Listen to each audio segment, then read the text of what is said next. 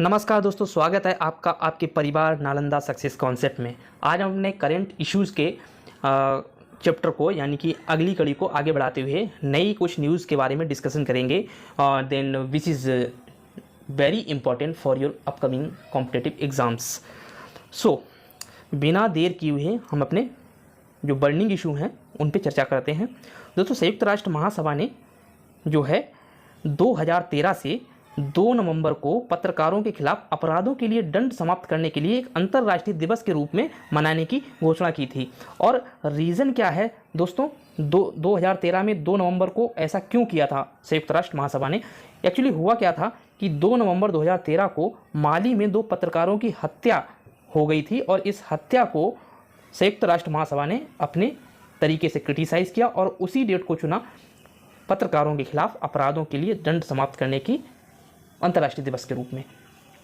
होता क्या है दोस्तों कि पत्रकारिता जो है वो लोकतंत्र के चौथे स्तंभ के रूप में विद्यमान होती है और जब कोई भी गवर्नमेंट कोई अनैतिक कार्य करती है तो पत्रकारों का कार्य होता है कि बिना लाग लपेट किए हुए, बिना किसी की का पक्ष लिए हुए उसको जनता के समक्ष रखें निष्पक्षता के साथ।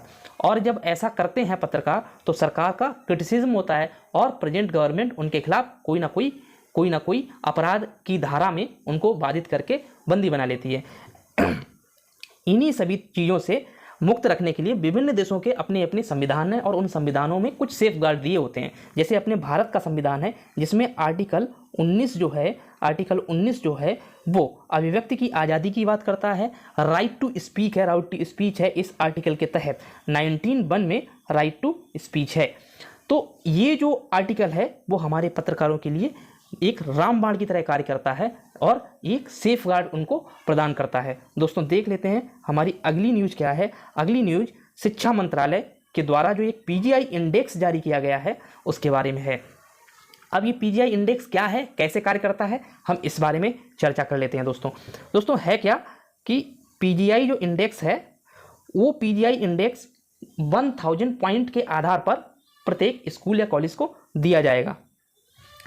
कैसे दिया जाएगा दोस्तों कि परफॉर्मेंस ग्रेडिंग इंडेक्स के तहत जिन भी स्कूलों का जो पॉइंट होगा, परफॉर्मिंग पॉइंट होंगे 1000 में से जो काउंट किए जाएंगे, अगर लेस देन 551 पॉइंट कोई स्कूल या कॉलेज प्राप्त करता है तो it is very poor.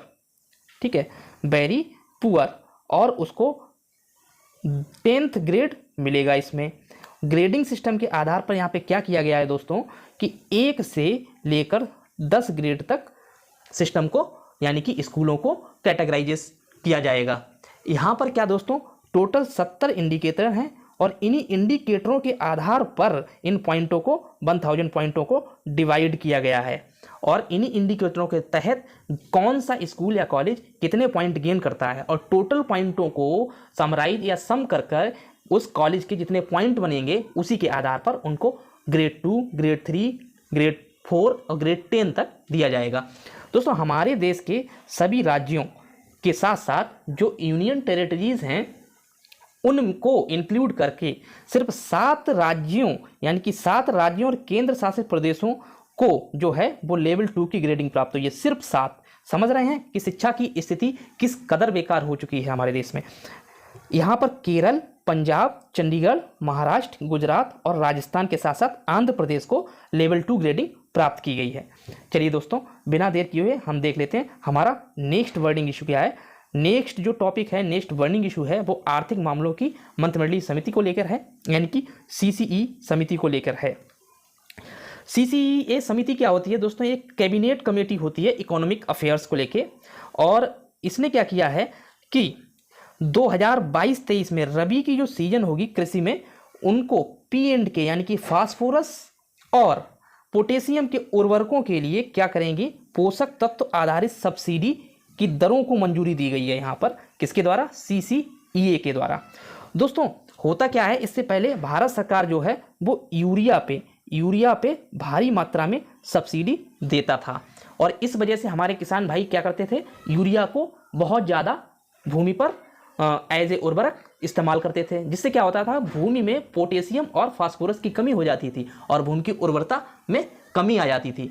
Urea की बात करें तो दोस्तों यहाँ पे 266 रुपये की रियायती दर पे दी जाती थी और इसका प्राइस लगभग 450 रुपये, और एज पर इकोनॉमिक सर्वे अगर हम देखें तो 183.50 रुपये की डीबीटी के द्वारा एक किसान को सब्सिडी प्राप्त करवाते हैं। डीबीटी मतलब डायरेक्ट बेनिफिशियरी ट्रांसफर के तहत। अब देखते हैं दोस्तों, सरकार ने 2022-23 की दूसरी छमाही के लिए फॉस्फेटिक और पोटास के उर्वरकों के लिए 51,875 करोड़ रुपए की सब्सिडी को मंजूरी दी है दोस्तों। यहाँ पर दोस्तों दूसरी चीज़ ये है कि हमारी जो इकोनॉमी है उसमें कृषि का भी एक बहुत बड़ा योगदान है, और देखा जाए तो कृषि में जो भूमि है वो सबसे बड़ा एक उत्पादन के लिए कारक है, और भूमि अगर स्वस्थ नहीं होगी यानी कि उसमें जो उर्वरक उसको चाहिए वो नहीं होंगे तो उत्पादन में कमी आएगी, और कमी आएगी तो क्या होगा दोस्तों, हमारी जीडीपी क्या होगी, कम हो जाएगी। ठीक है, और कोरोना काल में हमने देखा 2019-20-21 में हमने देखा है, 20-21 में देखा है कि जब कोविड का इतना बुरा दौर था तब भी हम जो टोटल इकोनॉमी में अगर जीडीपी को देखा जाए तो जीबीए ग्रॉस वैल्यू एडिशन अगर देखा जाए टोटल जीबीए में, तो कृषि का जो जीबीए था वो पॉजिटिव में ही चल रहा था दोस्तों, और इसी ने भारत की लाज रख ली थी।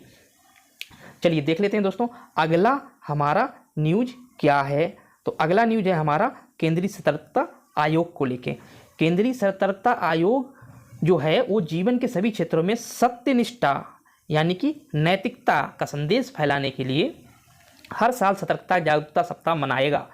प्रधानमंत्री नरेंद्र मोदी ने हाल ही में केंद्रीय सतर्कता आयोग का नया शिकायत प्रबंधन प्रणाली पोर्टल लॉन्च किया है, और ये लॉन्चिंग के समय पीएम मोदी ने ये भी बोला है कि यदि हम शिकायत प्रबंधन प्रणाली पोर्टल के माध्यम से विभिन्न लोगों तक पहुँचें जो प्रशासन करप्शन से परेशान हैं, उनकी समस्याओं को सुना जाए, तो क्या आ जाएगी, सिस्टम में पारदर्शिता आ जाएगी।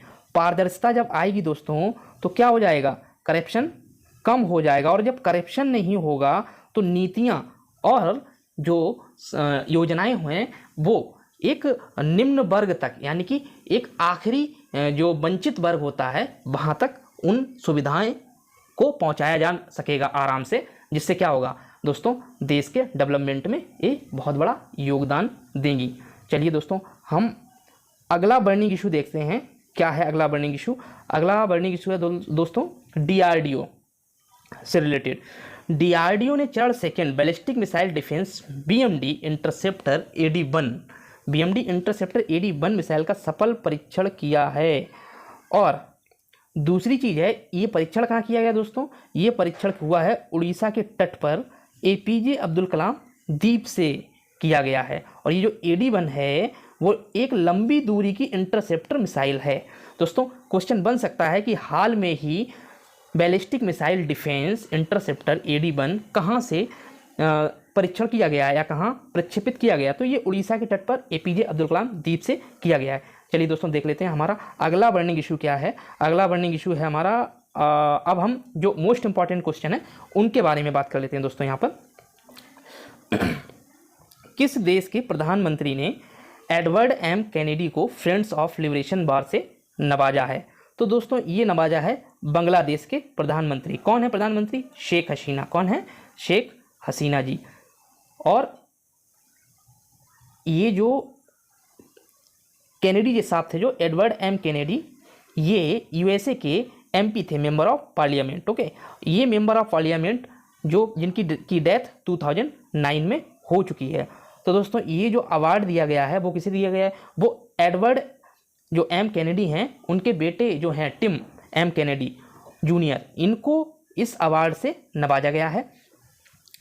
अब रीजन क्या है ये अवार्ड देने के पीछे? रीजन ये है कि जब दोस्तों 1971 में पाकिस्तान और बांग्लादेश के बीच युद्ध की स्थिति थी, पाकिस्तान और बांग्लादेश के बीच मुक्ति संग्राम चल रहा था, उस समय अमेरिका क्या था, पाकिस्तान को जो वेपन्स हैं वो एक्सपोर्ट कर रहा था, वो उनको दे रहा था पाकिस्तानियों को। तो इसका विरोध जो हमारे कैनेडी साहब हैं इन्होंने किया था, और इसी सहयोग के लिए बांग्लादेश के प्रधानमंत्री शेख हसीना जी ने इनको फ्रेंड ऑफ लिबरेशन बार के ऑनर से नवाजा है। चलिए दोस्तों अगला क्वेश्चन क्या है? अगला क्वेश्चन है in which force 2 women officers have been promoted to IG rank for first time. यानी कि किस पैरामिलिट्री फोर्स में पहली बार 2 महिला अधिकारियों को आईजी रैंक पर पदोन्नत किया गया है? दोस्तों ये जो पैरामिलिट्री फोर्स है वो है सीआरपीएफ। कौन है? CRPF, central reserve police force. और इनमें ये 2 महिला अधिकारी जिनको आईजी रैंक पर पहली बार जो पदोन्नत किया गया है उनमें एक है एनी अब्राहम। कौन है? एक एनी अब्राहम। और दूसरी जो हैं वो हैं हमारी जो है सीमा धुड़िया जी। सीमा धुड़िया जी, इन दोनों लोगों को आईजी रैंक पर पदोन्नत किया गया है दोस्तों। और नेक्स्ट क्वेश्चन है, किस देश ने समलैंगिक कपल के लिए हाल में ही एक साझेदारी प्रमाण पत्र योजना शुरू की है? तो दोस्तों ये शुरू की है जापान ने। एलजीबीटी कम्युनिटी, ठीक है ना।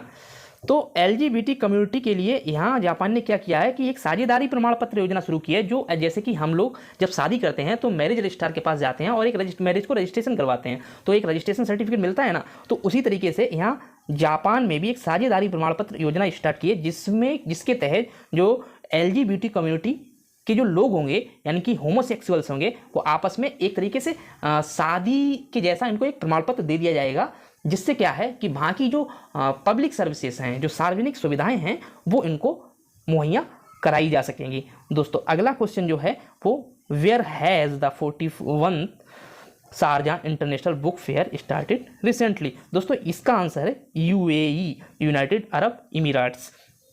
यही शारजाह के नाम से दोस्तों आपको पता होना चाहिए कि एक शारजाह कब भी होता है और इसको मैक्सिमम टाइम पाकिस्तान ने जीता है। चलिए दोस्तों अगला क्वेश्चन जो है वो है हमारा, किस कंपनी ने हाल में ही एआई अवतार स्टार्टअप अल्टर का अधिग्रहण किया है?